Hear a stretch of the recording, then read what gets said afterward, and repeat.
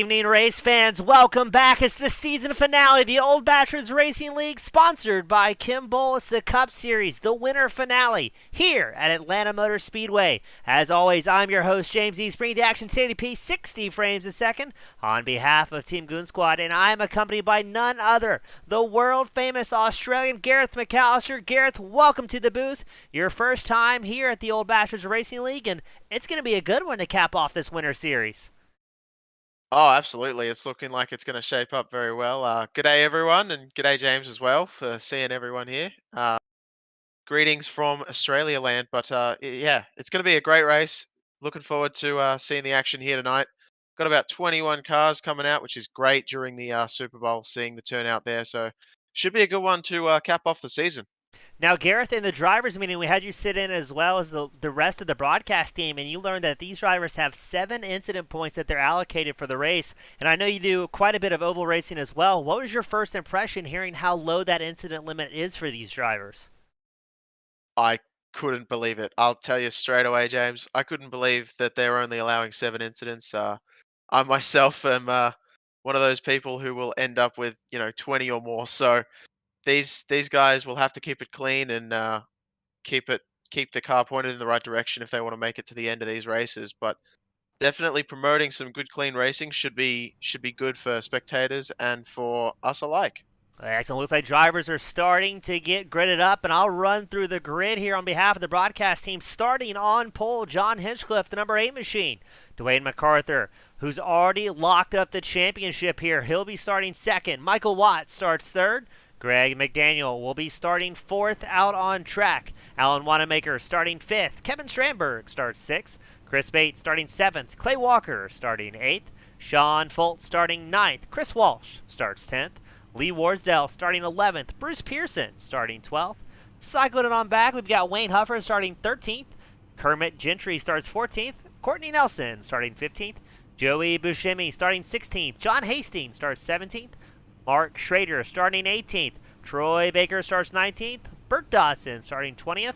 And Michael Lemonchek will round out the field of 21 drivers here today.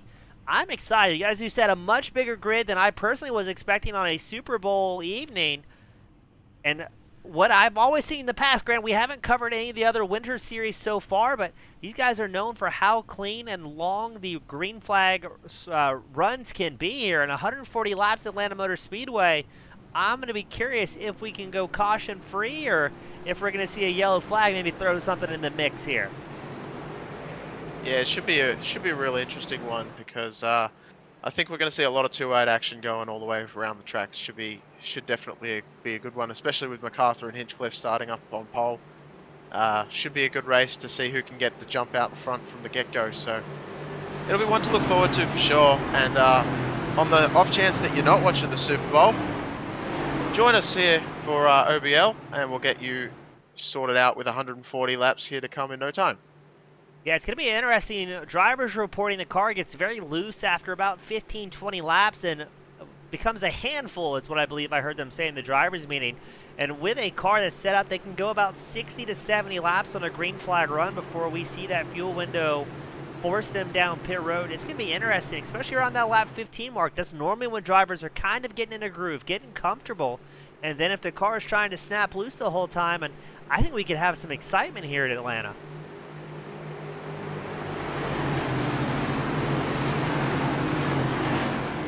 It's looking pretty good, as I was almost expecting. Yes, there it is. The pace car is going to go off and make the hard left down pit road. And we're underway as Hinchcliffe takes a nice lead over Dwayne MacArthur. MacArthur, our winner from last week's race, so he's looking forward to stay up near the front towards the front of this thing. Sorry for my lack of English skills there, but Greg McDaniel makes a nice move into 3rd place above Michael Watts. And they're starting to get fanned out. Nice single file racing going on. It looks like Alan Wanamaker and Chris Walsh are going side by side for 7th position, just a little ways further back. Yeah, great call out. That's Walsh, the 63 machine, Wanamaker, the 74 Toyota. Now, talking about MacArthur, he's already locked up this championship, so it's all about bragging rights. And I think we're going to see a little bit more aggressiveness out of MacArthur than we've seen in the past, knowing he's got that championship locked up. he's ready to send it or just kind of see what's going to happen. As, man, Walker and Wanamaker still right there with each other, and just behind, I believe that is Sean Foltz, Chris Bates, Wayne Hufford, and Joey Buscemi in a nice tidy pack as well. It's about just inside the top 10 here, and drivers know they have so many laps right off the front to try and make some big lunges before things maybe get into a little bit of a rhythm and calm down, but right now everybody's trying to pick up those spots as early as they can here in Atlanta. Yeah, it's very early days. You're trying to get as many spots as you can as the pack is very tightly gridded together.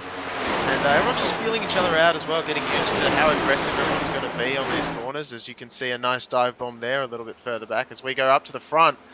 And as you were talking just earlier, MacArthur, once again, I got to mention him because he's just put down the fastest lap so far. And immediately, as I say it, gets overtaken by Alan Wanamaker. Oh, here we go. 31.15. And there is a battle for the lead, as you rightly point out, as I look at my timing screen.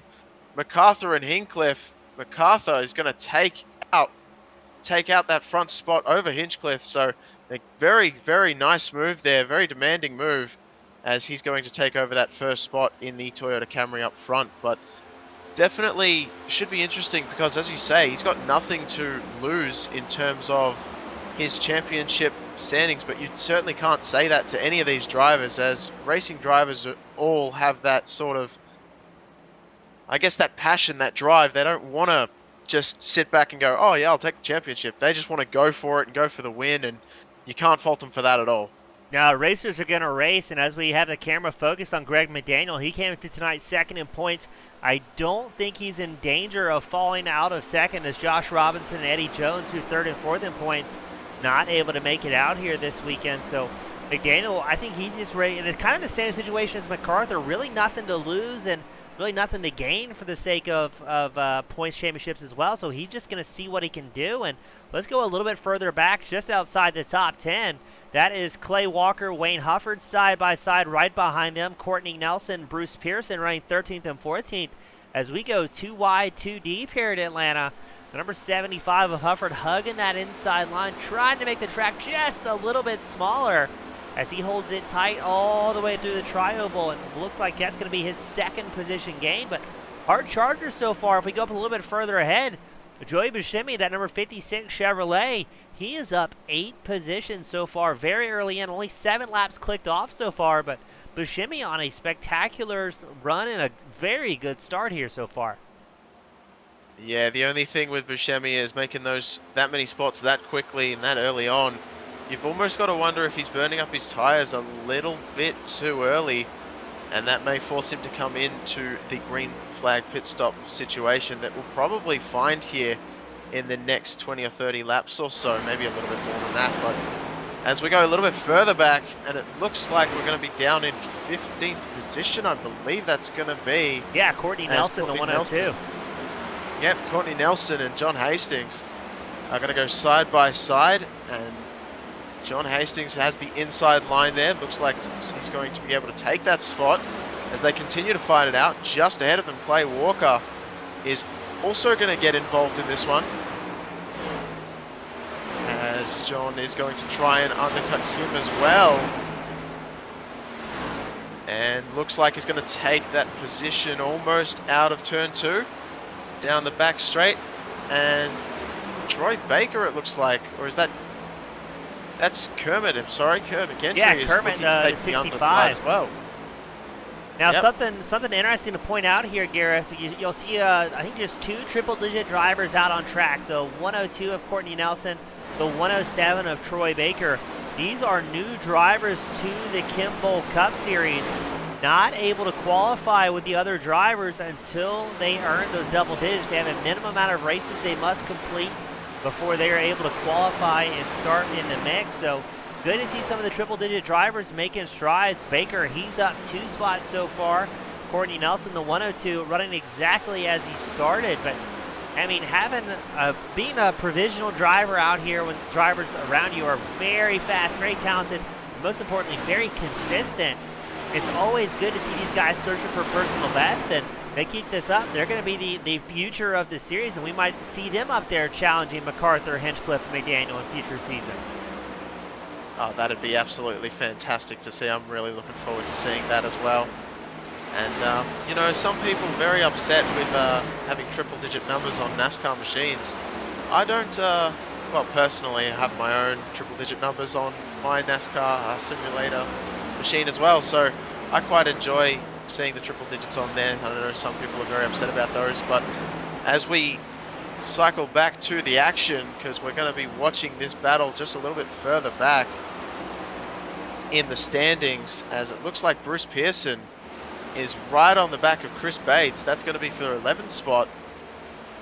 And they are right together, as it almost looks like that Ford is going to chuck the nose in on the inside of the Chevy.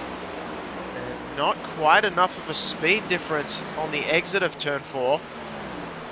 But it seems almost like Bruce Pearson has a little bit more speed heading throughout the corner. And Bates just finds the way to really stay high enough on the outside to get that run out and stay just that little bit ahead. Yeah, Pearson's the driver. I must have called 100 racing with Pearson, that number 22 machine in it. And he's definitely one of the wily veterans out here. He's in no hurry to try and make a move on Bates. He's kind of measuring him up and see what's going on. The number 81, he's already fallen back 4 spots from where he started. So I think Pearson's going to bide his time here. Maybe not too much with John Hastings, that 32, charging up behind, but maybe using that draft, trying to pull themselves a little bit closer to Hufford's 75 machine, who sits in 10th, and most importantly, might be saving a little bit of fuel, saving a little bit of tires here as we get ready to click over lap 15 as MacArthur crosses the line. This is the point we heard in the drivers' meeting. Cars start to get very loose and tough to hold on to, and it's going to be interesting to see how the drivers adapt to the ever-changing conditions. Yeah, it's going to be very tough. You know, not too familiar with Road Atlanta myself, to be honest with you, James. Well, Atlanta Motor Speedway. Road Atlanta is the one you take right turns. Oh man, well there you go. That's how unfamiliar I am. But mate, I'm mucking up the names together. But I'm so used to the road course more than this one. But hey, we're here at Atlanta either way, so still technically not entirely wrong. So I'll take that one as we are on board with Chris Walsh here for the moment. Back to Wanamaker. Oh, I know. Changing it up on me, James. For failure. That's all right. As we're on board with the 74 of Wanamaker, and he's been looking like he's dropped down a little bit, 3 positions so far since the start, but potentially tyre savings, as I've mentioned once before, should be coming into play in this race, especially if we go green for as long as we're expecting. Yeah, here comes Sean Foltz, number 95 machine. He's going to quickly, is he going to take over the 8th place spot? Yes, he is. But when we were on board with Wanamaker, I heard it just slightly, a little bit of a blip of the throttle as the back end started to step out. So already I think we're in the point where drivers really going to be fighting the car, and we go a little bit further back once again to John Hastings, the 32 machine in 13th. He's got pressure from Clay Walker, who's going to try and retake that 13th place spot. Walker, a big move at the inside line, and he's going to tuck in behind Bates, Pearson. And that's a tidy bunch there, 11 through 14. And I mean, you know, here with the car loosening up, it kind of makes it a little bit easier at times to rotate that car and get it where you want to go. All these drivers are on a fixed setup, but on the other hand, if you're trying to fight a snap-loose condition, which was a very tough thing to overcome when these next-gen cars first came out, it almost got to the point, once they kind of bound up, they would kind of unwind like a spring real aggressively and really become a handful. So I'm not sure if that's still the case for these drivers, but right now everybody seems to be kind of being careful as they're in a nice, tidy pack from 11th place back. It's looking very tidy indeed, looking very racy, looking very sporting. As we're only, let's not beat around the bush here. We're only 20 laps in, or not even 20 laps in. We're just about to hit it. Like, I'm very, very amazed at how clean and how close a lot of these cars still are after all that time. As you see on the high side there, trying a little bit different line. That is going to be, I believe that's Wayne Hufford. Walker's on the high side. Hufford's a little bit further ahead. He's trying to battle, let's pan the camera up there. He's trying to battle with Alan Wanamaker's 74 machine. And right as I do that, I just missed something going on. Kermit Gentry looks like he is going to gain a spot over Hastings. and maybe trying to pick up another one as he shoots the inside line of Pearson. Right ahead of them, that's Bates and Walker just about side by side. Bates has about a car length, and even further ahead, more side by side, that's Hufford and Wanamaker. As it looks like Kermit Gentry triggered the pit road entry, didn't come down, so I wondered if Kermit just had to collect himself there. Well, like you were talking about with the snap loose sort of situation that these drivers have to deal with, it probably wouldn't be surprising, as it looks like we're going to have a start to maybe some green flag stops. No, I think that's Sean Foltz. I think he's got problems. He drops down the standings back to 16th, now down 7 positions. He was as high as, I believe, 8. I guess he got a little bit loose, collected himself, and then kept it going in the right direction. But looks like we've got a battle for second underway as well. That's Michael Watts with company from John Hinchcliffe.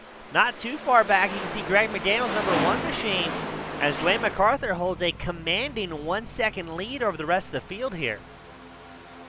Yeah, it looks like Hinchcliffe is not very happy with Michael Watts taking that position away from him, as he's right on the back bumper and really looking to get something done. McDaniel is not too far behind, as well as Kevin Strandberg. They're starting to form a nice tiny bunch here, so it could get very interesting as the race progresses. We're only 23 laps in, so definitely something to keep an eye on, as it looks like McDaniel is closing right onto the back bumper of Hinchcliffe now, trying something different on the high side. Not able to do it.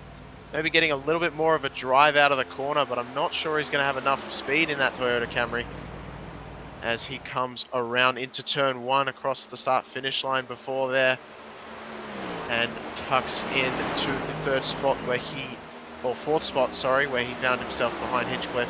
But he's going to make the move now to the inside line into 3, and he's going to dive it in deep and stay hooked onto that inside line. Potentially Strandberg's going to follow him through as well, as Hinchcliffe has to recede that spot. Ooh, Hinchcliffe's not going to give it up too easy. Strandberg opts to give his support. Well, can't make up his mind there. Looked like he was going to tuck in behind McDaniel. Briefly hops in behind Hinchcliffe. But Strandberg not quite sure where to go. And keep an eye out, our hard charger, Joey Buscemi, now up 10 positions in 6th. He is joining this top 5 pack rather quickly. And MacArthur's got to love what he's seeing behind him. Everybody battling out for 2nd place back, as he extends his lead now to 1.3 seconds over the rest of the field. But while he does have the clean air and a little bit freer car, I do wonder how that's going to affect MacArthur's fuel mileage, not having the draft support, pushing all that air by his lonesome, as everybody else behind may have an opportunity to kind of tuck in and work together. Yeah, I'm not so sure they're going to be able to catch MacArthur, to be honest with you, aside from some sort of pit stop strategy, because MacArthur just seems like he has absolutely flown by the wayside and has taken off from the track here at the moment at Atlanta, as he is just basically gone. I mean, Michael Watts is starting to close that gap very briefly, but he's got a long way to go before he can catch up there. But we continue to watch this battle further back between, McDaniel, Strandberg, Hinchcliffe. We've also got as Buscemi, that's right, coming all the way up there. So Buscemi, I'm still worried about Buscemi having used up more tires than he probably has needed to, I would say. Yeah, I'm losing my words here as I'm as I'm talking. Yeah, no, my brain's moving faster than my voice is. I agree with you. That 56 machine, he's been absolutely flat. I mean, 10 positions already, not even 30 laps in, not even halfway to the fuel window. Again, we're expecting drivers to come in between laps 60 and 70 for this first run, but Buscemi has just been absolutely ripping it here, and he's tucking right behind Hinchcliffe. Now, the 5 drivers starting to get a little bit more spread out in front as they stop battling with each other, but I'm interested to see. I think Buscemi's going to keep that momentum up. I don't see him backing out at any point. Oh, no, not at all. I mean, he's basically played his hand right now, and if he backs off the throttle at all, it's really going to be one to notice, and I think he's used up too much tire at this point.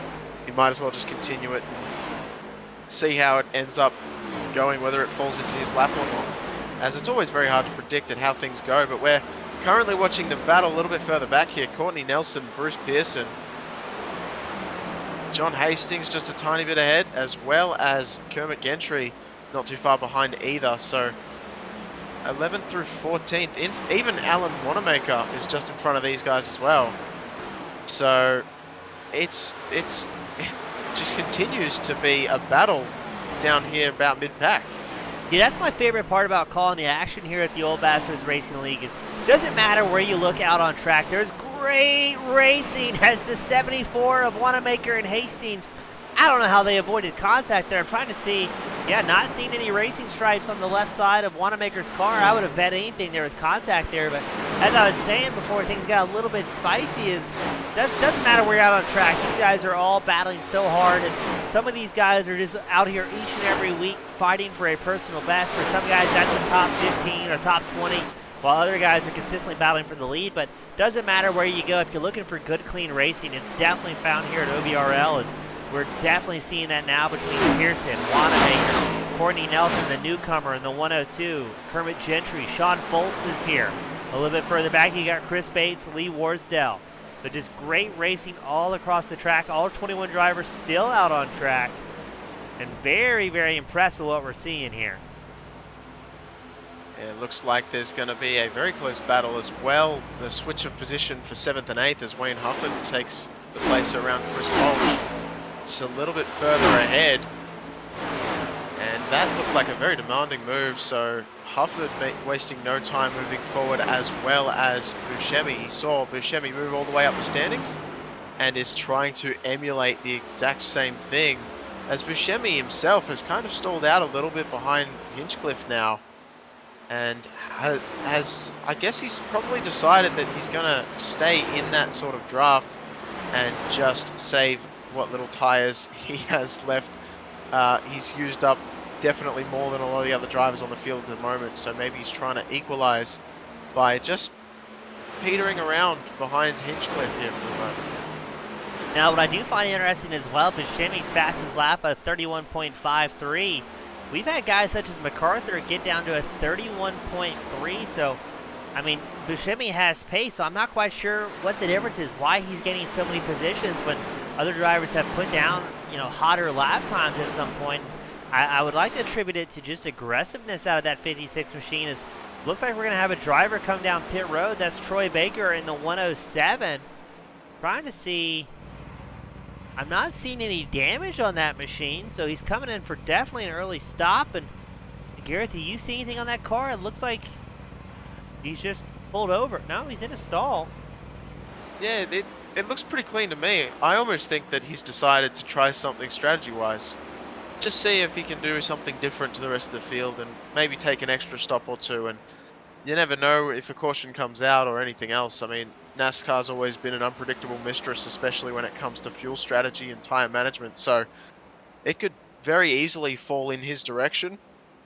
So you never know how that one could unfold. But I believe that he's stayed in there for a little bit longer. Yeah, he's got something wrong. Yeah, he stayed in there a little bit longer than he should have if he was just taking 4 tires of fuel. So there must be something going on there. Hopefully not a hardware failure of any sort. But we'll have to see if we can get checked back in to have a look at what's going on there.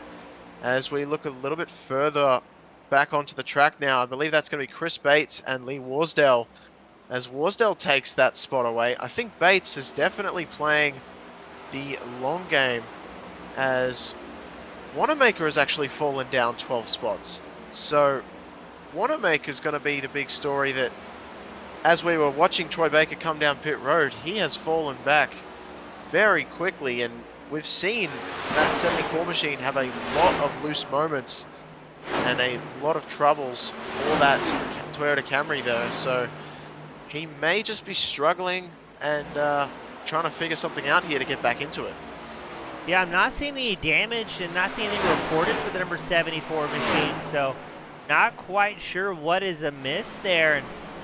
But hopefully he gets things collected back up and not collected into a wall, or so to speak. But we go back up front. Dwayne MacArthur, I guess kind of up front. Dwayne MacArthur almost a full straightaway over the rest of the field, 2 1/4 seconds ahead of Michael Watson second, Greg McDaniel sits third. Strandberg and Buscemi currently round out the top 5. It looks like things are starting to get a little bit calmer here, a little bit more spread out across the field. And yeah, get confirmation. Troy Baker, that 107, still in pit road, so I don't know what's going on there, but not looking good for the triple-digit driver, that 107. I was hoping we were going to see more of him. He's running so well for a triple-digit guy, and unfortunately, I think all that work is going to be undone as he's stuck on pit road. Yeah, well, Courtney Nelson is going to be the lone triple-digit driver out there at the moment, and I'll tell you what, Courtney's not doing a bad job of it either. Currently fighting with Kermit Gentry for the 12th place position as well, a little bit further back from the battle we were just witnessing as Strandberg does take that position away from McDaniel. Sorry to Yeah, right as we change right as you pan away, but yeah, definitely you know, Courtney doing a great job of finding speed where they can and yeah, getting up there. There's still moves being made. I think this is where the tire management's going to come into play for these drivers. Going to be interested to see, again, we can't stop talking about Buscemi in that 56. I'm very intrigued to see if this run's going to go well or if he's going to start falling back after that massive charge. And I believe I briefly just saw an off track as I think, yeah, Michael Watts may have had an issue. Strandberg takes over the second place position. Watts back to third, McDaniel now fourth. Buscemi still holds on the top 5, but it looks like McDaniel trying to capitalize on what must have been a bobble from Watts in that 84. And things are still changing, and it's never too late for a yellow flag to interrupt everybody's hard work and planning so far. And I know who doesn't want a yellow flag right now, Garrett. That's got to be race leader MacArthur, the fast Canadian. 3.2 seconds up from the rest of the field here.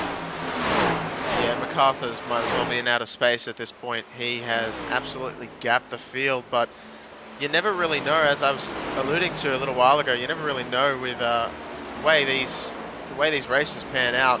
Anything could happen. Like you said, a caution could come in and really ruin his day. So you just never know. It's never over till it's over, and yeah, we're gonna have a lot of good racing here to come in just the next little while, really, as I continue to struggle to speak English here. But we're gonna watch this battle a little bit further back. Pearson gets loose. Oh, Pearson gets into the 95 of Fultz. Here comes the caution. Speaking, and it comes into existence. Pearson keeps pointing the right direction. Fultz, oh, he's got hard damage. Look at the front right tire, not even spinning at this point. The number 95 just gets collected out of nowhere. Never saw that one coming. Yeah, Fultz couldn't do anything there. He was basically as high as he could be. And the, yeah, it looked like the 22 of Bruce Pearson Bruce Pearson, sorry, just came up from being underneath the track, yeah, and just came straight up into him. Oh, a hard hit for Fultz. And I do want to point out the excellent 360 maneuver here by Pearson. Locks the brakes midway through, gets back on the gas, and boom, point in the right direction. I mean, it just shows you, once again, the skill level of these drivers. I'm sure we've talked about it many weeks in a row, but there's a whole lot of talent out there as we get ready for these pit stops under yellow flag. Yeah, MacArthur's going to lead the entirety of field down pit road. And now something interesting with this group of drivers in this league, just about nobody here runs official iRacing lobbies anymore. They only race OBRL. They've got 4 different series that run throughout the week. And what's interesting is the iRating doesn't reflect how good these drivers are. I think the strength of field's right around maybe a 2,000, 2,100 iRating strength of field. MacArthur, he's one of the most winningest drivers in all of the OBRL series, 2,600 iRating. So definitely quick, but it's fun for me as a broadcaster. You don't have that note to lean on and see who's been driving the most because they don't run officials anymore. Yeah, and you know, you were alluding to just before that caution came out that Dwayne MacArthur was not going to want to see one, and I'm not sure who brought out the commentator's curse, whether it was you or me, but it may have been a bit of both. And the 83 machine is going to have to put up with seeing the back of the pace car one more time. Yeah, I'll take credit for that one since I've worked with MacArthur for so long. So if he's going to yell at anybody, I'll volunteer as tribute for this one. But you're right, and that's what's going to be interesting as well. We've said it every show, Gareth. Cautions breed cautions, and now we've got the field bunched back up. Everybody took 4 fresh tires underneath them, a full tank of fuel. The next fuel window is going to open up around lap 105, 106, close around lap 117. But I don't know what's going to happen here. Is we're going to get them all stacked back together, and I'm curious to see how this one's going to pan out. As I believe we get the report, Troy Baker officially out. He's back in the virtual hauler. Bruce Pearson, Sean Foltz taking extended stays on pit road, trying to get those machines put back into some sort of good order. And, well, first caution of the night. You've had your first 45 laps clean of OBRL. Gareth, what are you thinking of the racing so far? I think it's been actually phenomenal. There's not many more words than I can put to that description, really, because I mean, these guys have kept it basically green that whole time, even though we were so close. There were so many moments that definitely could have just erupted into chaos, but they managed to avoid it, and they've done a great job of keeping these next gen cars pointed in the right direction. So yeah, absolute kudos to everyone in here, and I'm enjoying it so far, James. Yeah, a lot of good guys out here, great racers, and again, the cleanest series I think I've had the pleasure of calling, and coming up on 2-3 years of broadcasting. It all runs together, but yeah, these guys each and every week always put on a spectacular show and good racing, and I'm excited for this this first restart of the evening as we start to get everybody gridded back up, double file. It's going to be MacArthur and Strandberg on the front row, Watts, McDaniel your second row, Hinchcliffe and Buscemi your third row. Buscemi still our hard charger so far of the evening. Yeah, we've also got a report that Lemanchek has come back down pit road, so not quite sure why he's back down, because he didn't have any damage that we knew of.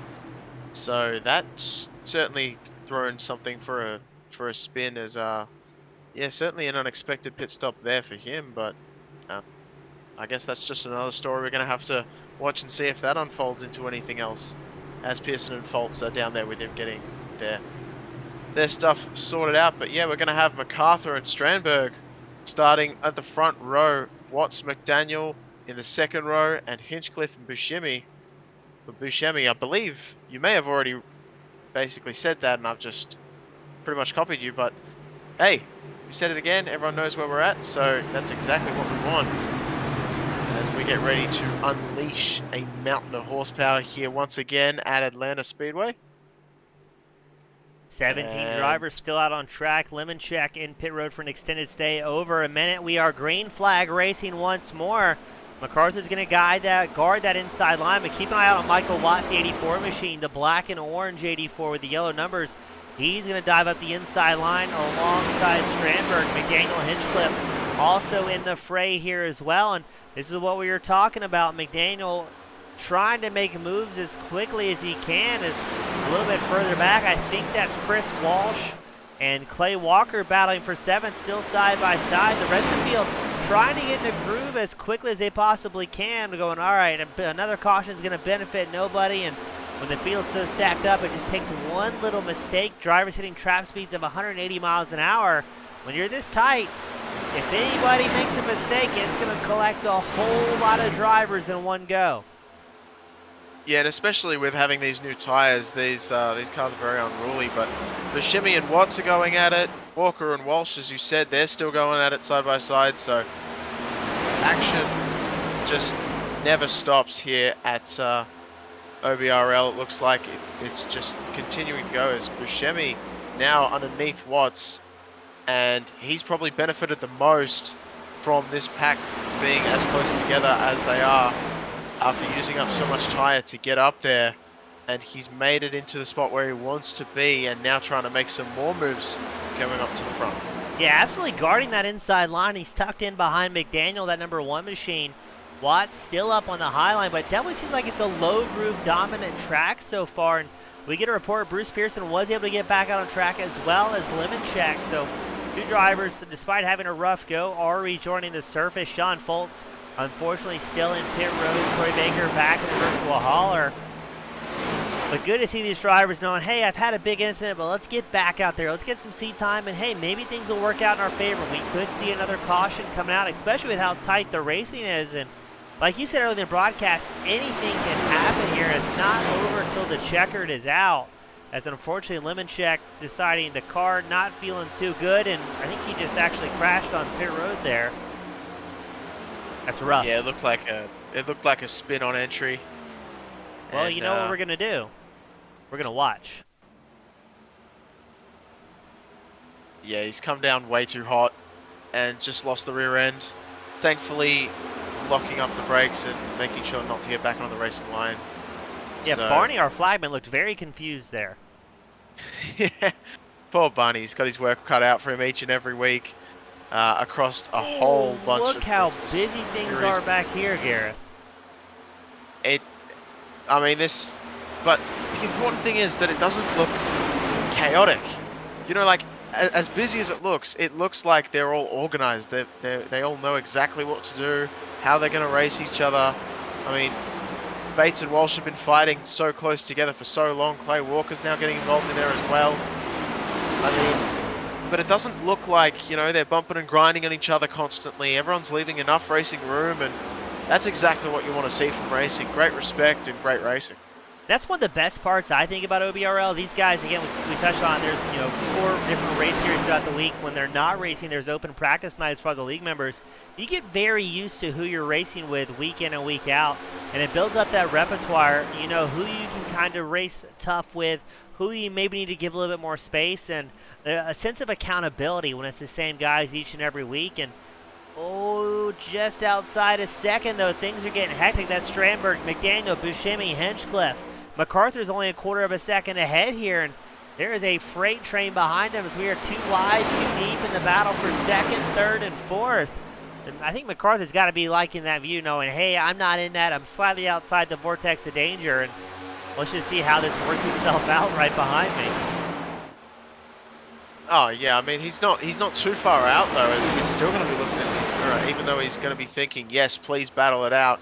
He's still finding a lot of pressure behind him, and I can tell you one thing: when you've got a whole bunch of cars, especially multiple wide just behind you, it is not the best feeling, as you know that they're going to be a lot of potentially aggression coming through as well, and a lot of horsepower coming up behind you, as it looked like a very nice pass there for Kevin Strandberg on John Hinchcliffe around the outside. So he's going to be making his way up, as well as Buscemi, who's now made his way up 13 spots to be in that third place. So looking like a very, very fast ride for him, and they have certainly worked something out down in the 56 hauler.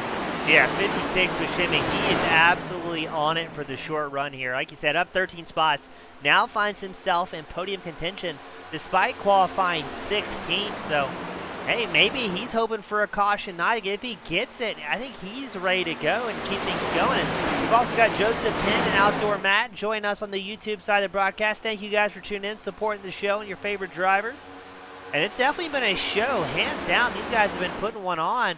To go a little bit further back, there's Kermit Gentry and John Hastings battling for 12.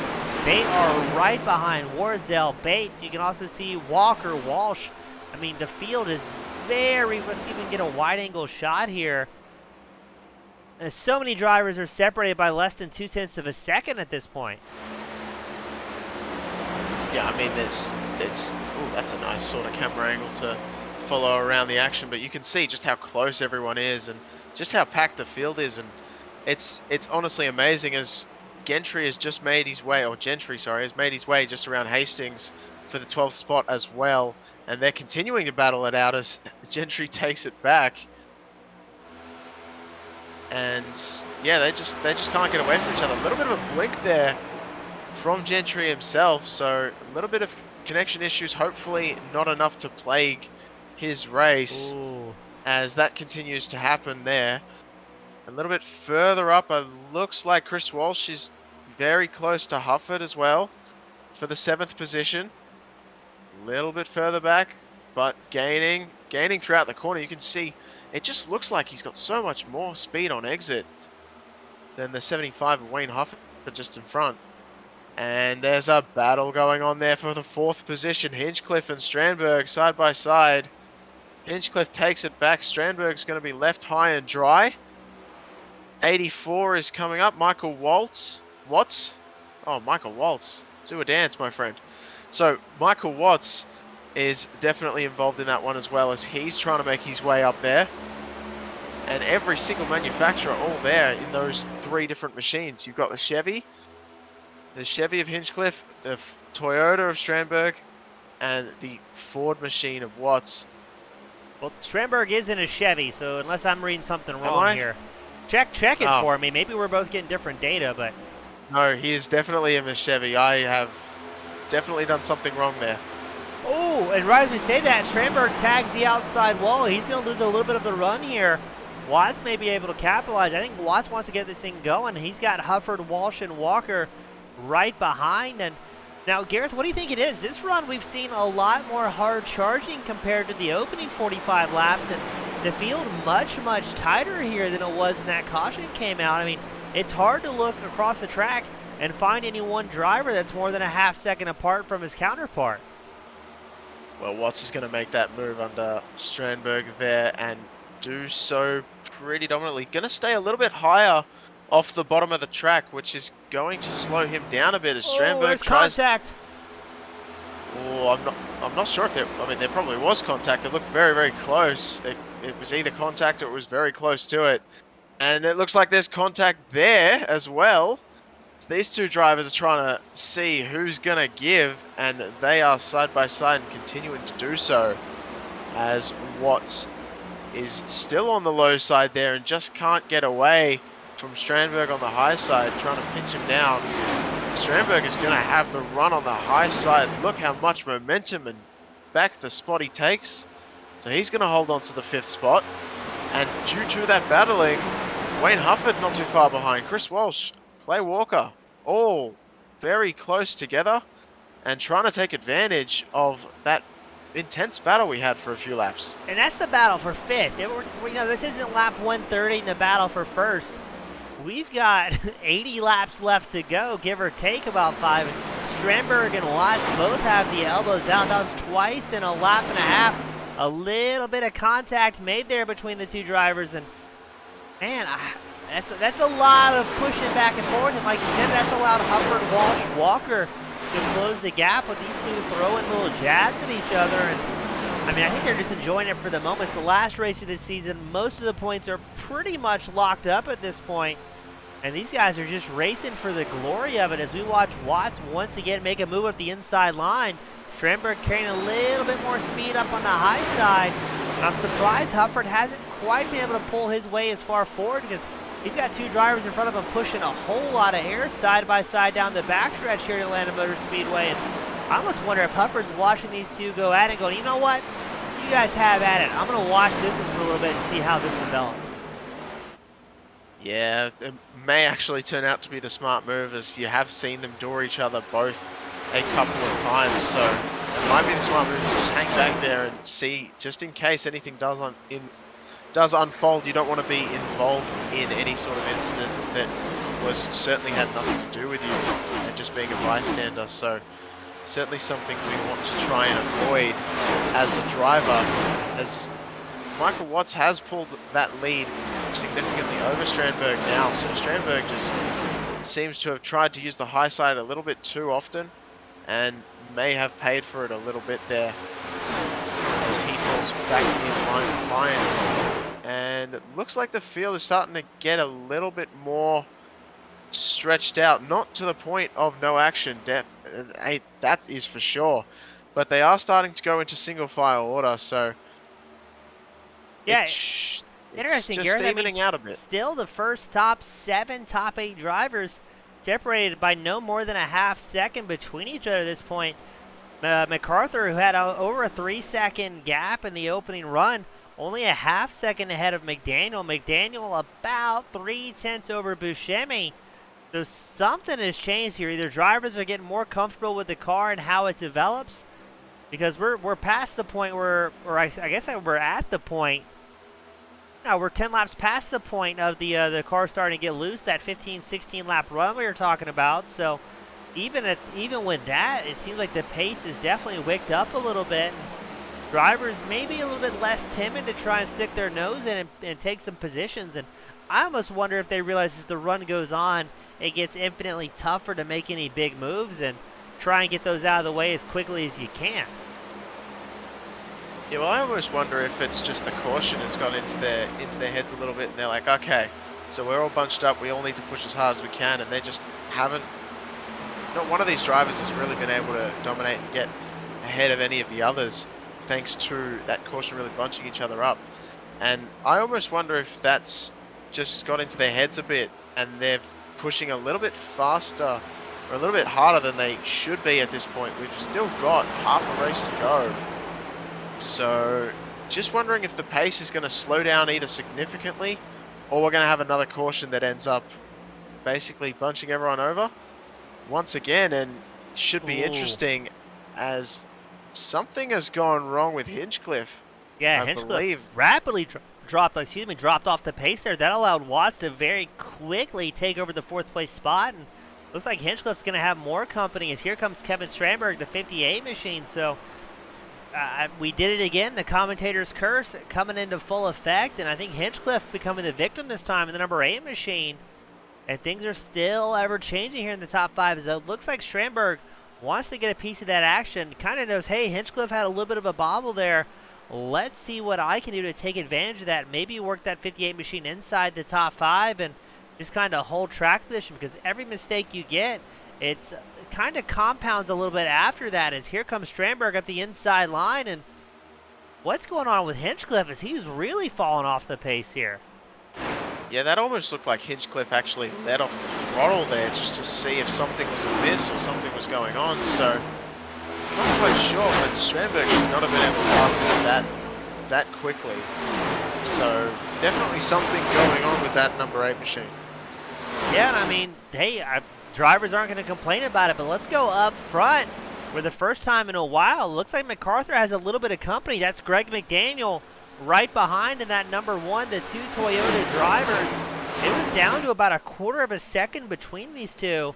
That's definitely been the closest we've seen all race, but I think MacArthur maybe saw that relative and goes, all right, let's wick it up just a little bit more, as he once again stretches it to about 4/10 over McDaniel. But yeah, I'm intrigued to see what the strategy is, what the call is.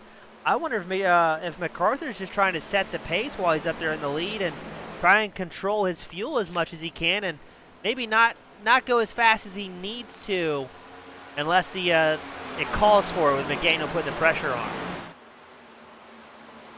Yeah, McDaniel is definitely finding some speed though, being able to hold on to MacArthur. Whether MacArthur is backed it down just a little bit from the pace that he had the first run of this race, but or not. I mean, McDaniel's really holding on to the back end, brought it down to less than 3/10 now, and he's been the only one to do so since the beginning of the event. So certainly take nothing away from McDaniel, and he's got a lot of pace in that number 1. Yeah, I'm going to be curious to see if McDaniel, if the opportunity arises, is he going to put any pressure on MacArthur and try and take the pass, or he may be comfortable just kind of sitting behind MacArthur, learning as much as he can, pacing that number 83 machine, and then try and get something scheduled up, because we are officially past the halfway mark. So tons of time for McDaniel to take all the notes he needs to, and then maybe when the laps are dwindling, then kind of show his hand. Doesn't want to give MacArthur too much of an idea of what he's got underneath the hood, and save it for the right moment, perhaps. Yeah, certainly some strategy and mind games coming out of this one. And yeah, I guess there's not much else to say other than, you know, these drivers. You know, I can say all day about how great these drivers are doing, but you can see like McDaniel is trying a little bit of a higher line, I'm not sure if that's to try and get out of the draft, or just try and see probably when he gets up to MacArthur there, just to see if he can actually use a different line to try and get around MacArthur. As obviously, it's one thing to catch up to a driver, and it is another thing entirely to pass them on track. And we got a little bit of a bobble back there. That's Michael Watts. He had a little bit of an issue. Strandberg takes the position on the high side, and these two are going to go at it once again. We'll see how close they get to each other as they fight it out once more. Strandberg is going to take that spot away from Watts for the moment, and we'll see if that one unfolds any further on as we continue to watch. Hufford comes up, as well as Walker not too far behind. Yeah, I was going to say Strandberg and Watts don't want to spend too much time battling here once more. We've seen how quickly Hufford and Walker, a little bit further back, Hinchcliffe and Walsh have been able to capitalize on those moments, pull themselves back up towards the front.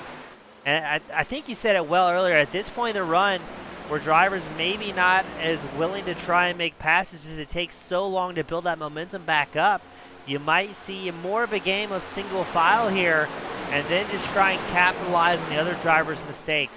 We still have 25 or so laps till the fuel window opens up, and we expect to see a green flag pit stop. And we've got about 10 more laps till we're at the same point where we saw the first caution of the night, around that lap 44-45 mark.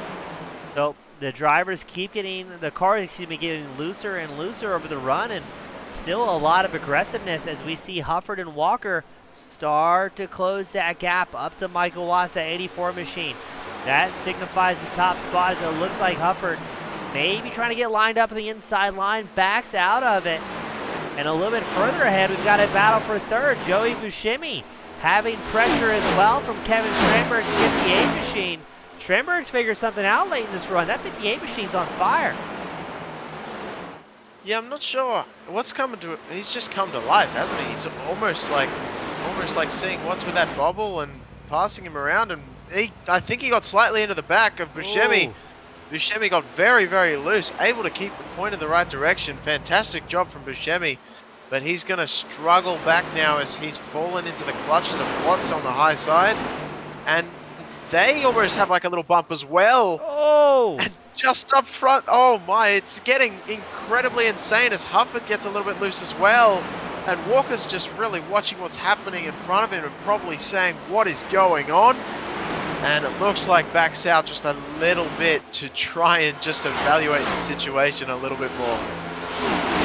Yeah, Buscemi, and not to take away, he's still up 11 spots, but very quickly went from third to fifth in a situation that just rapidly started getting worse. Looks like Mark Schrader came down pit road. He's going to be a green flag stop, only 83 laps into this main event, as we're currently focusing on Wayne Hufford, who has gotten around Buscemi. Buscemi, I think, going into damage control.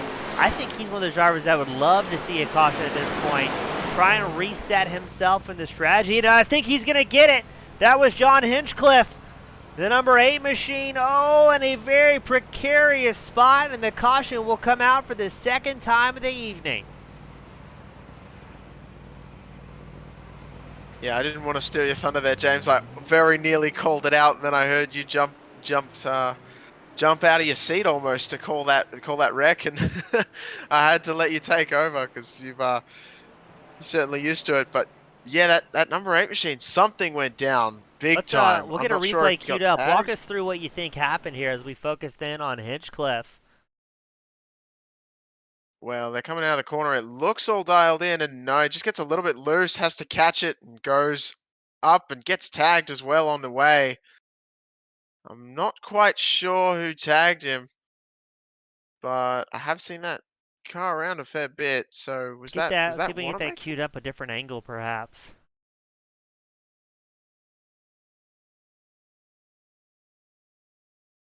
As that number 8 machine, yeah, just loses the rear end, tries to catch it, and then Oh, overcorrects the with the banking. 63.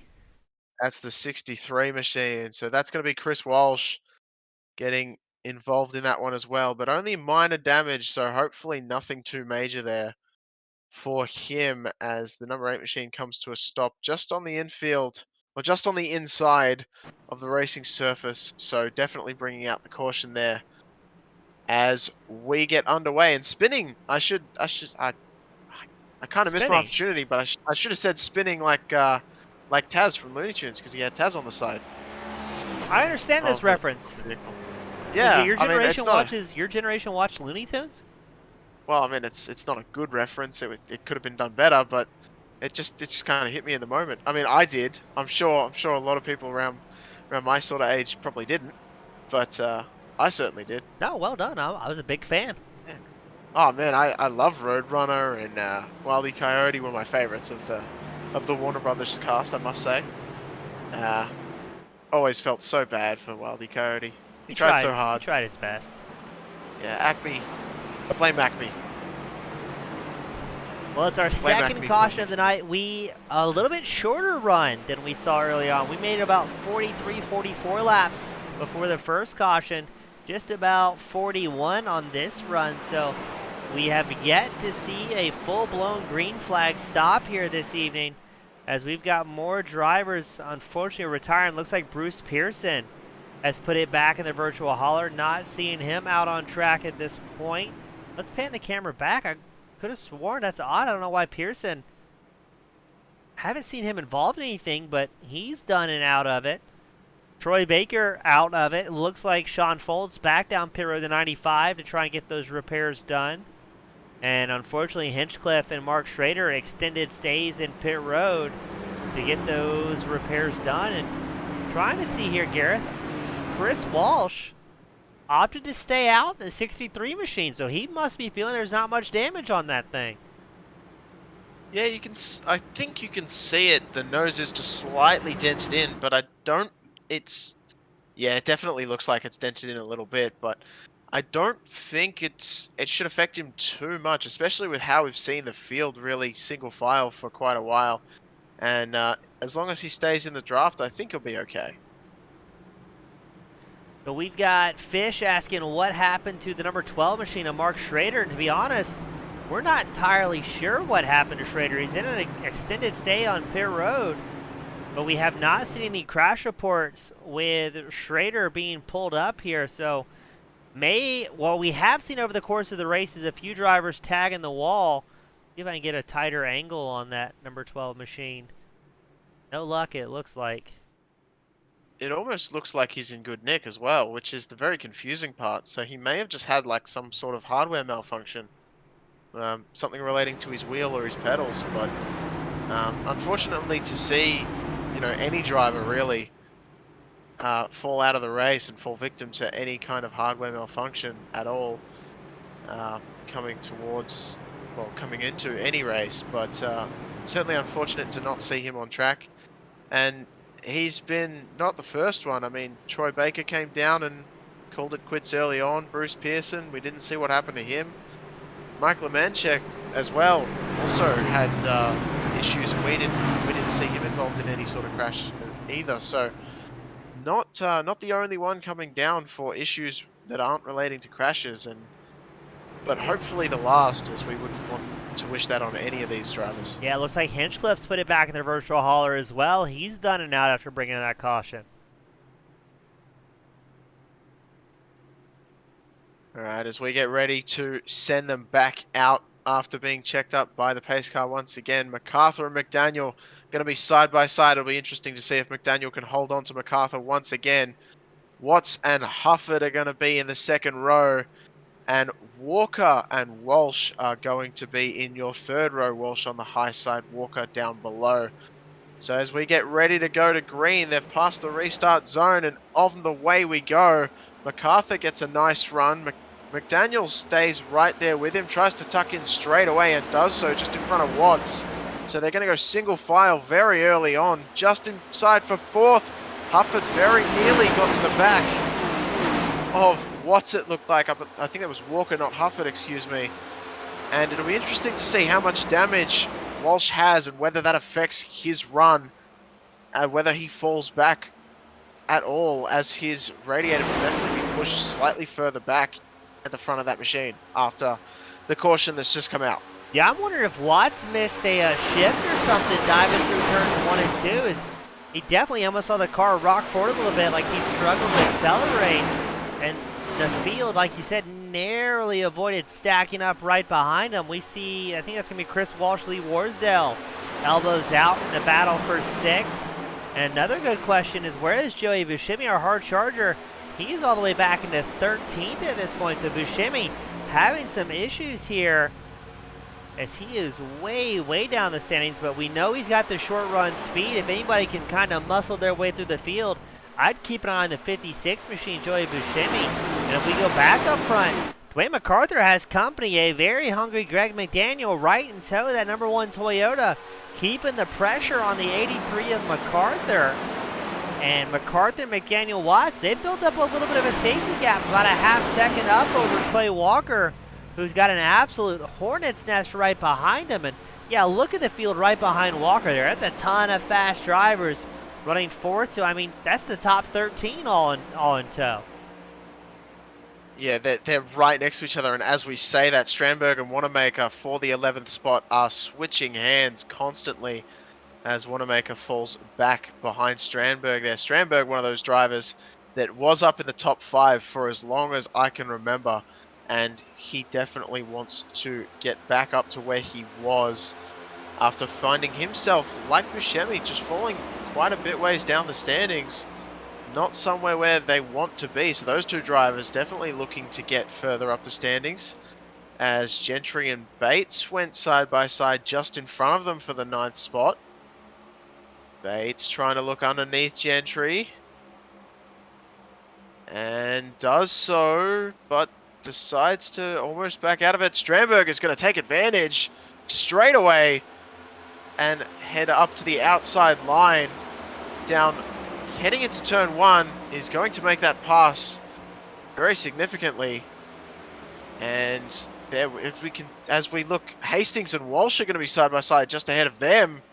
So the racing action just does not stop here, James. No, great racing all across the track. MacArthur just barely over a tenth of a second ahead of McDaniel, but we're focused on Warsdale. Go a little bit further back to Hastings, making a big move to the inside line. There's also Gentry in the inside in the number 65, accompanied by Kevin Strandberg in the 58. We know Strandberg definitely has a fantastic short run here as he is working his way through the field. We're 2 wide and 2 rows deep here. You're watching the 75 of Hufford up on the high side. Hastings making a move on the inside line. Right behind them, that's Chris Walsh, Kermit Gentry also side by side. I think Hastings is maybe going to tuck in behind the 75 of Hufford. But oh, look at the run from Walsh, clearing a whole lot of corner speed, working the side draft out of 4, and a little bit too much. I think he just dragged the outside wall, and keep an eye out. Here comes Gentry. Now he's got the run. Yeah, that outside wall tag is definitely going to stunt him, but Gentry did not take advantage as he probably wanted to. And, you know, Walsh, one of the, as I said, like last time by, I mean, he has damage to the front end of his car, so amazing that he's even able to stay up there with the rest of these drivers. But Strandberg and Buscemi just in front of them, you can see Gentry is just kind of stuck there in the middle of it. Walsh just on the high side now. Hastings just in front as well in the Tide machine. And Hastings going to be a little bit higher than Walsh probably wanted, but look at the run mid-corner. Walsh has a lot of speed and has made that move. That was a great move there on the high side. Buscemi and Strandberg side by side as well. I mean, it's just not stopping. I mean, which battle do we watch? A little bit further ahead there, you can see Warsdale and Walker were side by side for a little bit as well. Walker's taken that spot away for 4th. And yeah, this is all the way from 4th to 14th. They are absolutely in a line. Yeah, the 75 of Wayne Hufford, he's got his hands full trying to pick every line to defend and keep Hastings and Walsh at bay. I mean, 2 wide, 2 deep. These guys are going to build up some speed rather quickly. And look at Walsh on that middle groove through 3 and 4. Just carrying so much speed and holding it wide. Hastings not trying to let him go, though. He's going to keep the number 63 machine on his toes, and I think Hastings is going to send it back up the inside line into 1 and 2. These two just can't get away from each other, and neither driver really getting too much draft support from Hufford in the 75. But Hastings currently our hard charger now. He's up 9 spots, currently running 8th out on track. But man, this is definitely a very exciting spot to be in for these drivers. Not really making any forward ground, but not losing too much time to the top 3, who pulled a 3-second gap over the rest of the field. Those guys are separated by less than 0.3 of a second between them. And right now the battle seems to be all from about 4th to I mean, cycle it back to the top 15. These guys are still just barely separated at this point. Yeah, it's honestly amazing how they're able to keep so close together and not have any sort of incident, as still side by side is Walsh and Hastings. And they've been side by side for so many laps, and like you said, they're not losing any time to really Hufford just in front of them in the 6th position. So it's really amazing that they can be side by side for as long as they have and not lose any time whatsoever. So a great battle there. And it looks like after all that time, Hastings is finally going to take that spot away. Strandberg and Gentry now are going to be side by side. Strandberg on the low side. We've seen Strandberg on the high side most of the race. So on the low side, it'll be interesting to see just how much pace he actually has. Buscemi now, we're on board with him as he is looking underneath the 65 machine as well. Decides to back out of it a little bit earlier. We'll probably get the run during the actual corners of 1 and 2. And no, the 65 machine just holds it open wide, like you said, on the high side. Is able to just monster the corner, even getting past Strandberg into 3. Yeah, great onboard from Buscemi and that 56 machine showing the battle. Barney looking on at the 2-wide action. Got the yellow flag right behind him just in case it's needed. And man, these guys, I'm surprised they're not losing too much time to Watts in 3rd. The entire field about 3 seconds back from him. Clay Walker, that number 2 machine, he's sitting proudly in 4th, up 4 spots. He's got about a half-second advantage over Warsdale. But for the most part, I mean, we keep looking at this battle. Let's check in on Dwayne McCarthy with a whole lot of clean track ahead and behind them here. We've got 14 drivers still on the lead lap. Looks to be about 19 out on track as Mark Schrader returning after 14 minutes in his pit stall. And where we go, Michael Watts moves up into 2nd.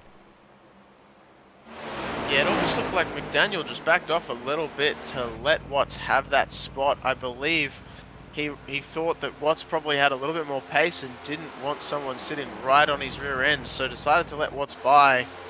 And McDaniel's going to tuck back in there as we go further back to the battle that has not ceased whatsoever. Buscemi really trying hard underneath Gentry. What is that? The right side of our screen. That Clay Walker has just gone all the way down the standings. Clay Walker, and trying to see who else that was. There's somebody else tied up in that. Was that? I don't know who else was involved in that, but can't believe we didn't see a caution there, but drivers kept it off the racing surface. I believe that might have actually been Schrader on the bottom there. I'm not sure if he was involved or if he was just puttering around, but I believe that was actually him on the apron.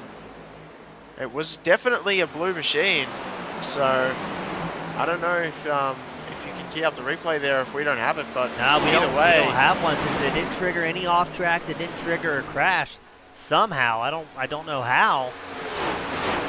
I mean that car just shot down to the apron, almost like it being fired out of a cannon. So, I mean, that's pretty incredible that didn't trigger anything, but I guess we're going to get right back to the action anyway, as Lee Warsdale has really made a statement in this. He's just passed Walsh for the 5th place spot.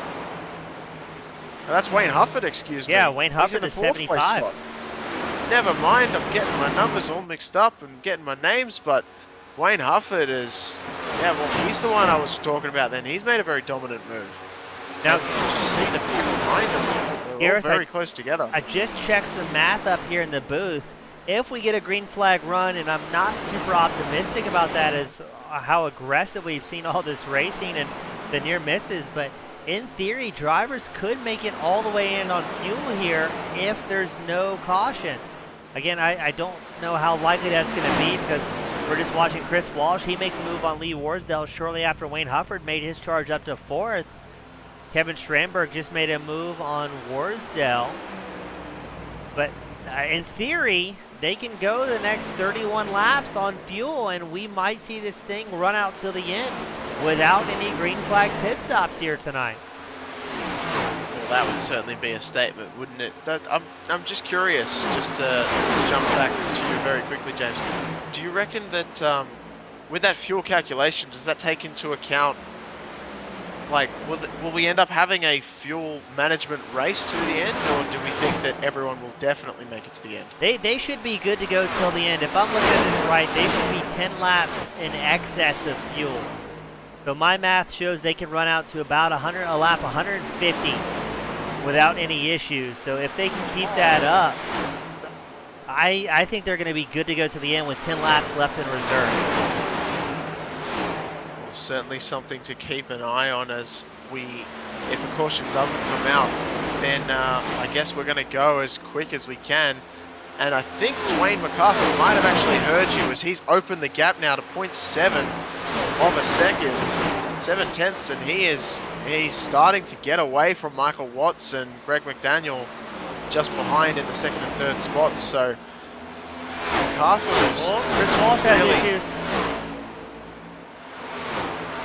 What happened there? Did he just lose the back end? Yeah, he got loose out of one, I think. And if I remember correctly, I want to say if a driver's behind in these next-gen Cup cars, he can take the air off and make it even looser. And we watched Joey Buscemi might have had an issue. Kermit Gentry checks up slightly. But, man, these guys are fighting each other. They're fighting the car, and they're fighting the track development at this point. I would be shocked if we make this to the end without another caution with how on the edge things have been the last 10 laps. And it's just occurred to me, I guess I should mention, these drivers can go that long on fuel, like you said, but will the tires last that long? As we've seen quite a few bobbles and weaves, and a number of cars shoot down from the outside to the inside of the circuit, whether they got help or not.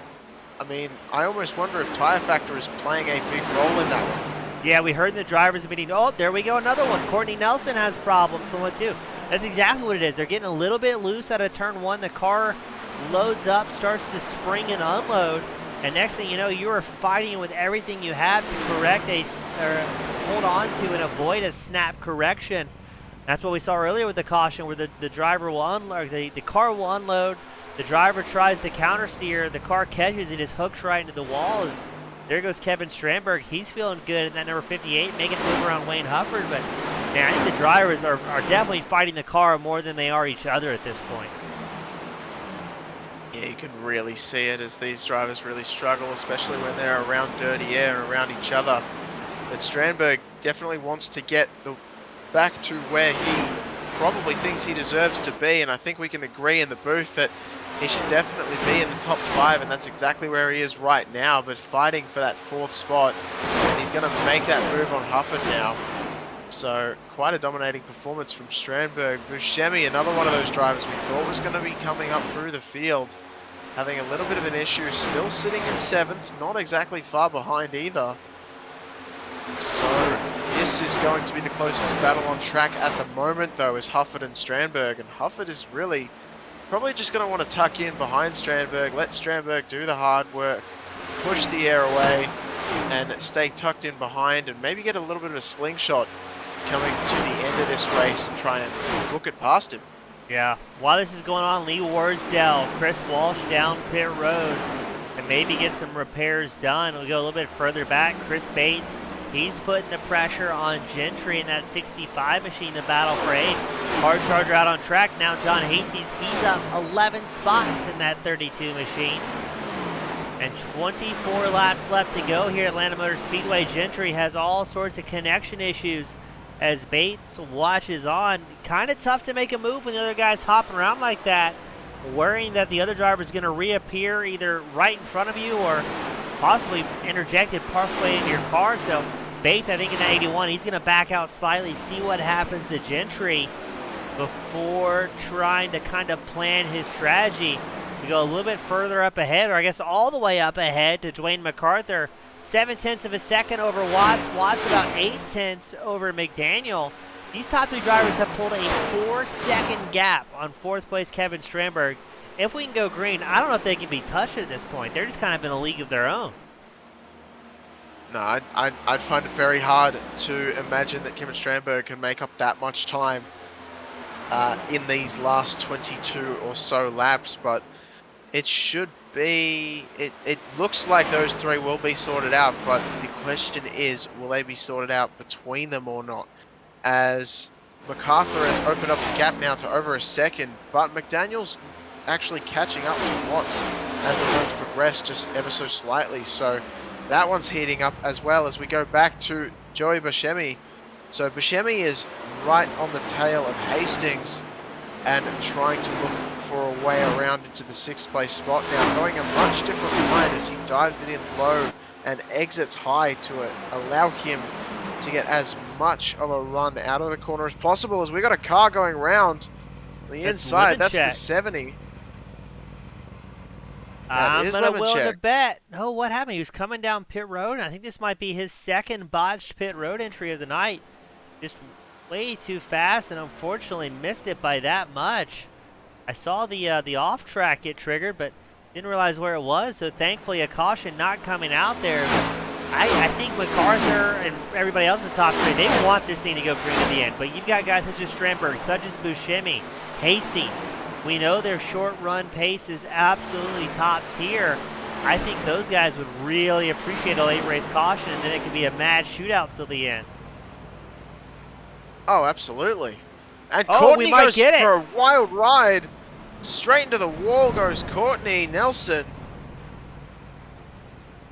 Where'd he go?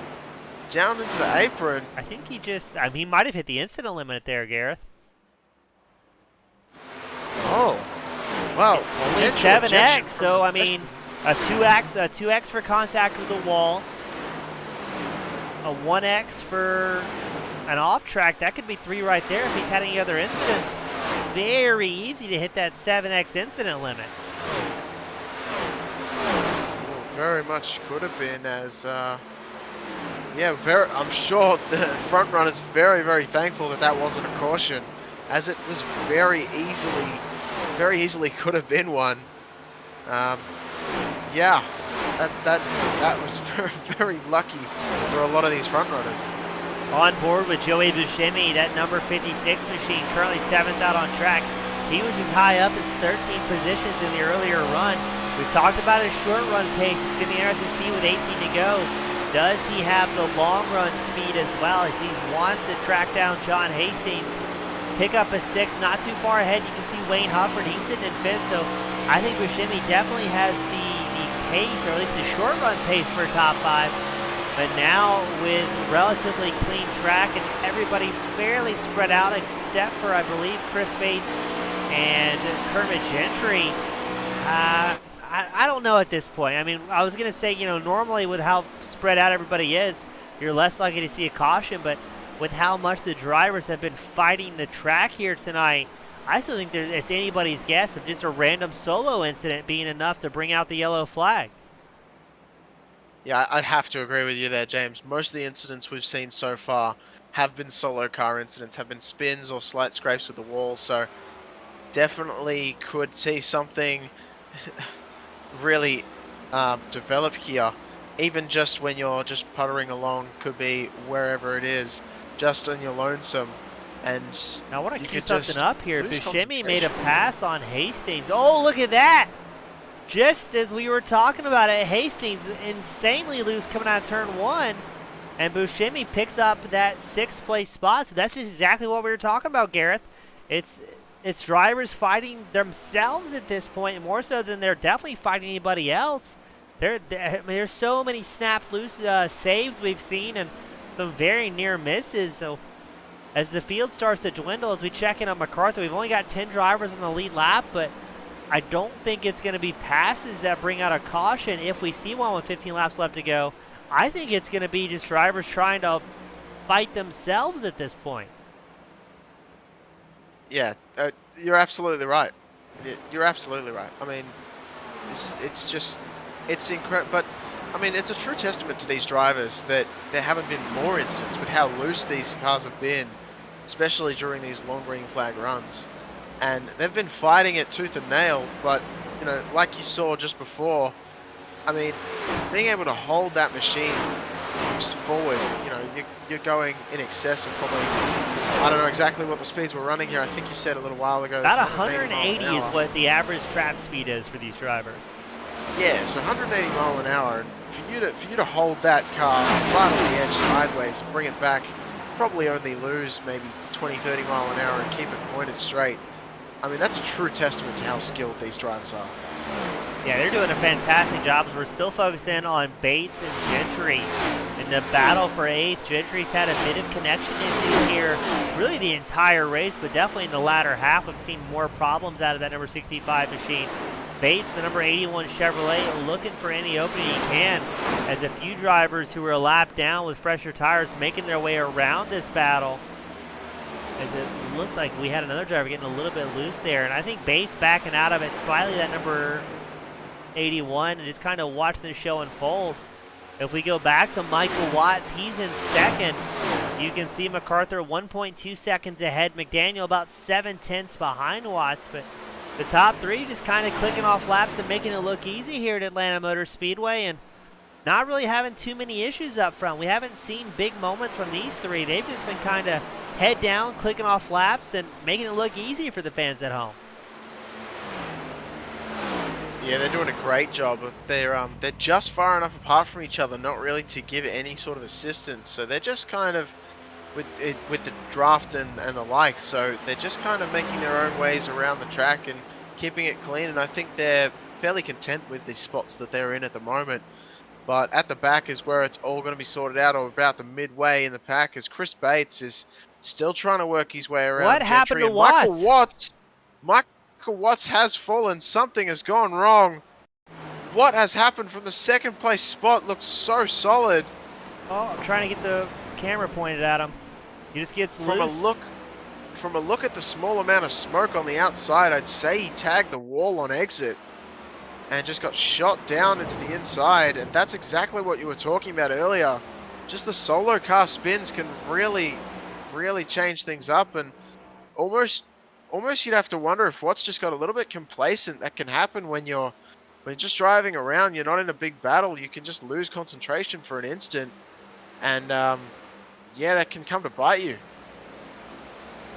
Yeah, I mean, just like that, McDaniel now up into second. Strandberg finds himself in podium contention here. Watts throws away a perfectly good race, I'm afraid. He's down pit road, has fallen all the way back to 10th. He may be able to hold on to as we're 9 laps left to go, but Lee Borsdale, he's out on track in that number 99 and still clicking off laps. He may be able to pick up a top 10 here just out of attrition. So we said it early in the broadcast, it's not over until it's completely over. And that is being proven here as the top three, an ever-changing landscape at Atlanta Motor Speedway. Now it is MacArthur, McDaniel, Strandberger top three, Wayne Huffer, Joey Buscemi round out the top five, and we are tied for hard charger. Let's go back to Buscemi.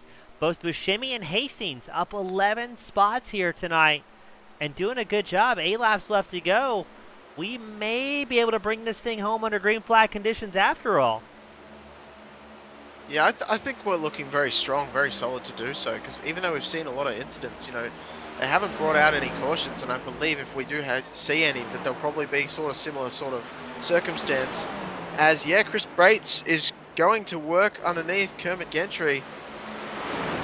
It's Gentry, isn't it? It's not Gentry. What? Yeah, I'm not sure why I keep saying that wrong. I don't know, maybe the accent. that's what I'm going to attribute it to. Yeah, that's what I'm going to attribute it to. But Bates is currently still trying to work on him, and has fallen back a little bit now, just to 2/10. Was up right behind. Yeah, very much a lower exit, but he's going to use that draft to try and pull himself up towards Gentry here. So yeah, we'll see how that one unfolds. Really, that's going to be a battle for 7th place. Yeah, I mean, these guys still doing such a good job, but definitely getting a little bit exciting out there, as I think Bates has his own little moment, backs out of it. Now, before that, Bates seemed very hesitant to try and make a move on Gentry with the blinking and bouncing around, and after his own little bobble, he's going to fall way back about 6/10 behind Gentry, a little bit of traffic behind, but nobody on the lead lap to compete with Bates here, so he's just going to, I think he's going to take it a little bit easier here as we check back in on race leader Dwayne MacArthur. Greg McDaniel starting to close the gap now. He's 8/10, separated himself from the race leader, 1.8 seconds ahead of Strandberg. So I think if McDaniel has anything left in the old proverbial tank, now's the time to get on it, see what he can do, and try and catch up to MacArthur. But that's going to be tough going. Last time by, McDaniel was just about 2/10 faster than MacArthur. As we wait for these guys to cross the start finish line, see what type of time MacArthur does. A 33.44, McDaniel a 33.63. So MacArthur, I think he's still got something left there. He's kind of setting his own pace, and with 4 to go, I think he's just going to control things and keep McDaniel at a comfortable distance behind him. Yeah, absolutely. And MacArthur's only 2 seconds off of his best time, even with these tires being as worn out as they are. Everyone else is about 2.5 seconds back from their best time, so MacArthur's definitely found something to work with in that 83 machine and is somehow able to make that car stay out there with the pace and the wear that he has. He's done an absolutely phenomenal job leading this race, basically from start to finish. Yeah, MacArthur, I mean, that's the perfect way he wants to cap a championship. He's already got the championship locked up.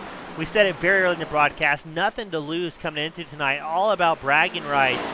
And I think if he can get that white flag and avoid the possibility of a late race caution, I think he's going to be ecstatic knowing that he's got this thing locked up. Still racing across the track, Gentry has company again from Bates, and MacArthur just desperately wants a white flag to avoid a green-white checker attempt, because all that hard work could be undone for the 83 if we do see the yellow flag fly here at Atlanta Motor Speedway. But he comes through NASCAR's 3 and 4 for the second to final time of the evening. And if he can take this white flag, Gareth, we're good to go till the end. White flag is out here at Atlanta. Oh yeah, he's taking it strongly, as MacArthur is going to absolutely send it through and make sure that he's going to keep it pointed in the right direction. Definitely don't want to wad it up anytime now. Maybe just slow the pace down a little bit and get it dialed in to the point where it's very easy to take it home. And it looks like he does, as he's dropped a couple tenths there to McDaniel, just heading into 3. But heading out of 4, your winner is going to be Dwayne MacArthur. And here he is taking the checkered flag. Barney sent it to him. And there he goes across the line. Greg McDaniel in second. And Kevin Strandberg is going to be taking your 3rd place. Man, great racing across the board. Very clean. A couple of cautions, just enough to keep it exciting. And a lot of moments that kept it very exciting. Just barely avoiding having that caution come out. But MacArthur qualified second, able to finish in the top spot. He's got to be absolutely thrilled with how tonight went. Yeah, there's absolutely no doubt about that. I mean, to lead I believe he's led every single lap from the start to finish. And, I mean, how much more dominant a performance can you really show when he's won the championship as well? And yeah, that was, I mean, that was definitely one for the books. Now, interesting, McDaniel, there we go. And MacArthur is going to put on a smoke show here at Atlanta. A well-deserved win after the celebratory photos, the podium pictures. Fun and podium pictures, both mandatory here at OBRL. And MacArthur going to celebrate a championship and a season finale win in absolute style in that Bass Pro-backed 83 Toyota. Very well-deserved. I mean, like you said, start to finish, he absolute fire tonight. I think I'm going to have to get Dwayne to teach me how to do a smoke show, because I do not know how to do one, and I mean, that looked absolutely beautiful. Well, let me tell you, I've caught a lot of races with these guys, and he definitely has the experience under his belt. I can't tell you how many times. I believe I have it queued up. This will actually be his 4th win of the season. Josh Robinson for the Winter Series will hold the most wins with 5 so far, but coming into tonight, let me double check my math. Only 5 different winners over the course of this season, so a very, very tough field to make something happen with. We're going to try and get our top 3 drivers up here into victory lane.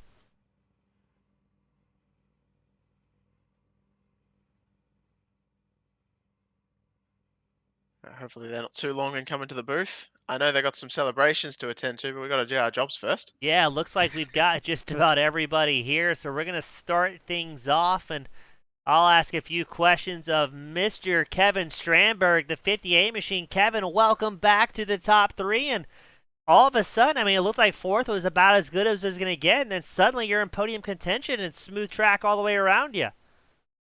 Yeah, I don't know what happened to Watts. I think he got a little loose or something. So I'll take it, I guess, after my dumb luck. Now, Kevin, we saw a lot of great short run pace out of you in that 58 machine, and I believe it was Buscemi. You guys both had the elbows out at one point and kind of just barely avoiding a whole lot of contact. But how was that from your point of view with how tight the racing was all across the track? Yeah, it was tight. It's really hard to pass. The cars are terribly, terribly loose after so many laps. 15 laps or so, and it was tight. There was some scary moments there for a while. Well, Kevin, good to have you back up here in the booth. A very solid result for you and bringing home a third in the season finale. Before I let you go celebrate, who do you want to give a shout out to that helps make it happen for you? I'd like to thank the OBRL League and then you guys broadcasting. It's nice to have you guys back. You guys do an awesome job, and everyone on the league. Everyone here runs good, clean, fun races. It's a blast here. So thanks, guys. Thank, Everybody listening. thank you, Kevin. That was Kevin Strandberg bringing it home in third. Up next, we got Greg McDaniel. McDaniel, welcome back, and we've got Mr. Gareth here who's going to ask you a series of questions. All right, go ahead. Well, good day, Greg, first of all. Welcome to the booth. I tell you what, it looked like you were going to be in third. There was an issue with Watts earlier on, and you found yourself in second place. I mean, you must be thrilled. Yep. Yeah. After the way practice went last night with our group, and I ran about 100 laps by myself earlier this afternoon, and got about another 70 in before the race, and it wasn't looking too good. So luckily, I was able to follow Dwayne around. Dwayne helps me out a lot, and I was able to follow him and kind of pick up on the pace of everywhere. Because before that, he had told me what to do, but not actually being able to do it. It helped a lot to be able to follow him around and kind of got me dialed in. Well, talk us through that because, like you said, that you were able to follow him around, but at the end of the day, I mean, well, not at the end of the day, but we were watching you through the broadcast booth here, and we saw you having actually a slightly different line to the way MacArthur was running. You're running a little bit higher up, and it certainly seemed to catch you up to him, but just not quite able to get to the point where you can actually make that pass. Yeah, I think I ran a little hard trying to keep up with him. He commented during the race that I was a little fast into one and two. So, and all through the race, his tires were about 10% better than mine on every pit stop. But after the tires started to kind of give away and the car wanted to get loose on you on exit, it seemed for me anyway, it worked better to stay in the first lane, but to go high in the first lane right against the seam, and the car seemed to carry a little more speed there. But the biggest thing was it didn't seem to want to jump out. The back end didn't want to jump out on you exiting there, so that's the main reason I moved up to there. All right. Well, that's probably a good point to make there, as we saw what happened with Watts just in front of you. So probably a better idea if it was safer up there to stay up there. So as well, I guess last but not least, who would you like to give a shout out to for the second place finish here tonight? A great race all around from you and all the other drivers. So yeah, friends, family, sponsors, the floor's yours. First, I want to thank Sharon, and I want to thank. This is the last run for the Kim Bowl car, so I'll be in a different paint scheme next week in the new season. So thank you to everybody that supported Kim Bowl through the years, and so I've moved on from the business, and I'm going to move on from the paint and stuff. And so, but thank you to everybody that supported Kim Bowl through the years, and thank you to my teammates that were here tonight. Last ditch racing. That'd be Dwayne and oh my gosh, I was talking to him all night, Clay, and you guys for sponsoring the races, and say hello to my friend Dave who's watching now. Will be watching later. So, and I think that's it. Thanks, guys. All right. Cheers, Greg, and I'm sure we'll catch you up here in the booth next season. All right, I look forward to it. Thanks, guys. That was Greg McDaniel bringing it home in second. But up next, the man, the myth, the legend, somebody I haven't had the chance to talk to in a while. Welcome back, Dwayne MacArthur, the #1 spot. I mean, you locked up a championship. You capped off the season finale. What more can you ask for, my friend? Yeah, night went pretty well. Pretty happy to be back here. Happy to have you guys back and chat with you again. Yeah, it's been too long, and Gareth and I were commenting, and you're no stranger to the victory burnouts and the post-race shenanigans, locking up a win. But Dwayne, talk me through your car run. You had great long run pace. You really showed the stuff at the 83 while we saw other drivers really hammer on the short run. But in a night played with a lot of snap loose conditions, it looked like you kept that Toyota fairly planted over the course of the race. Yeah, that car was a handful right from the beginning of a tire run. It was it had you could spin the rear tires right away. As soon as you started doing that, it would fall off and it would be a nightmare. So I know I chased a couple of guys around Miami earlier in the season. It was running like this and learned a lot. Learned to stay off that throttle as much as possible. Just be smooth and patient. And try not to use up the rear tires. Kind of the inverse of everything we try hard to do out there. Is we're always trying to save our right fronts, but it was a whole night of saving our right rears. Well, Dwayne, locking up the Winter Championship, we run right into the season opener next week at Daytona. What's the plan for you and the Team 83? Are we going to see the same sponsors, the same crew on Last Ditch Racing? What is the 2023 plans? Yep. Last Ditch Racing switched to Toyota here in the Winter Series. We're running Toyotas. Bass Pro Shops is along for the ride again. Same crew for next season. We're ready to roll. The winter season's kind of been prep, and I think we're firing. You saw Greg there had a good strong run. He's my teammate, so I think we're ready to rock. I think Daytona is going to be a big field. Obviously, we had a small field today with the Super Bowl. A lot of guys didn't make the trip to Atlanta, but pretty excited to get things going here. Well, Dwayne, good to have you back in the top spot. Good to have you in the booth once again. And as always, you're no stranger to this part. The privilege, the pleasure, the final send-offs of the evening, my friend. Who do you want to give a shout to that made it happen for you? Yeah, I'll try not to be long-winded, but I got a few people to thank. First of all, I want to thank our sponsor, Kimball, Greg McDaniel, sponsoring the series. It's his first season in the series. We have a couple of other new sponsors on board. Butt Kicker, AOLogs Projects, Admin Box. I want to say thanks to them for supporting the league. All of the other great admins that help run it. Victor Lane stepping up to help co-own the league as well. We have some great content producers, of course, John Hastings, longtime producer for our YouTube channel, Mark Fish as well. We have just a handful of just so many guys helping run this league. It's a real partnership. And then, of course, all the bastards that come out and race like hell and race clean out there. These guys are fantastic. It's why we want to keep coming every night and why we can run so many series and have full fields, because these guys are awesome. And then, of course, I want to say thanks to you guys for coming back, and maybe let's not have any more breaks and let's just go forever. Yes, sir. Duly noted, Dwayne. Good to have you back, buddy. And well, I'm sure I'll be talking to you more this season. I hope so. If I'm talking to you guys at the end of the race, I had a good night. So appreciate you guys coming out, and we'll see you next week. Glad to, buddy. Thank you for your time. Yeah, you bet. Gareth, that was Dwayne MacArthur bringing it home in the top spot, accompanied by Greg McDaniel, Kevin Strandberg, rounding out the top three. Great race start to finish, a couple of cautions, and a season champion locking up a race finale just for the bragging rights. What more can you ask for? Oh yeah, you can't ask for any more than that. That was it was a great show. Very very happy to be here and join you in the booth for the finale. And yeah, I look forward to seeing next season's events. I want to thank everyone for coming in, watching the broadcast and being with us, supporting. I'm going to say you more or less than me, as I just turned up for this one, but supporting the broadcasters and the drivers as well. So cheers to everyone watching the race on YouTube, and yeah, cheers for supporting us.